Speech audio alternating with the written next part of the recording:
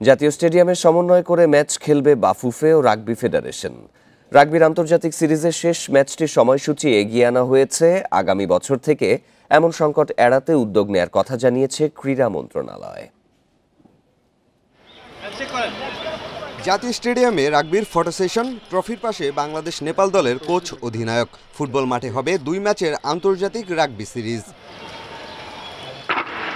Rugby সিরিজের পরদিনই এই ভেন্যুতে নারী দলের ত্রিদেশীয় ফুটবল সিরিজ, তাই শঙ্কা ছিল রাগবির ভেন্যু পরিবর্তনের। তবে বাফুফের সঙ্গে সমন্বয় করে এখানেই খেলবে রাগবি ফেডারেশন। রোববারের ম্যাচ হবে পূর্ব নির্ধারিত সময়ে, সোমবারের ম্যাচ দুপুরের বদলে সকালে এগিয়ে আনা হয়েছে। মাঠের মধ্যে আসলে ক্ষতি হওয়ার সম্ভাবনা কম, বিকজ ফুটবল কিন্তু আপনার বল পায়ে রেখে এটা কিন্তু ঘষাঘষি করে নিয়ে যায়, রাগবি কিন্তু হাতে নিয়ে দৌড়াদৌড়ি করে। আর এটা 7 মিনিট 50 মিনিটস গেম।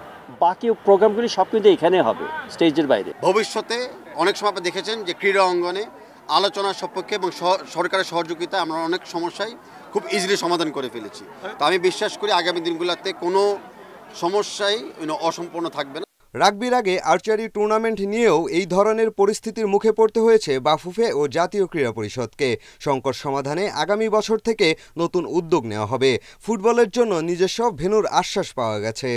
ওভারল্যাপিংটা আসলে থাকবে যতদিন পর্যন্ত আমরা একটা ডেডিকেটেড স্টেডিয়াম না করতে পারি, এবং সেটার জন্য আমরা জায়গা খুঁজছি। হয়তো ভবিষ্যতে ফুটবলের জন্য একটা বড় স্টেডিয়াম করার পরিকল্পনা আমাদের আছে। সকল ফেডারেশনগুলো যেন এই মাঠগুলো ব্যবহার করতে পারে, সেই জন্য আমরা একটা, যেটা আপনাদেরও সাজেশন এসেছে, আমরা একটা ক্যালেন্ডার তৈরি করব শুরুতে, এবং কোনো যেন ওভারল্যাপিং না হয় সেই বিষয়টা আমরা সতর্ক থাকব।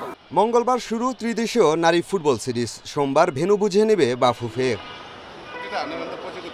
পিয়াস সাহা, ইন্ডিপেন্ডেন্ট নিউজ, ঢাকা।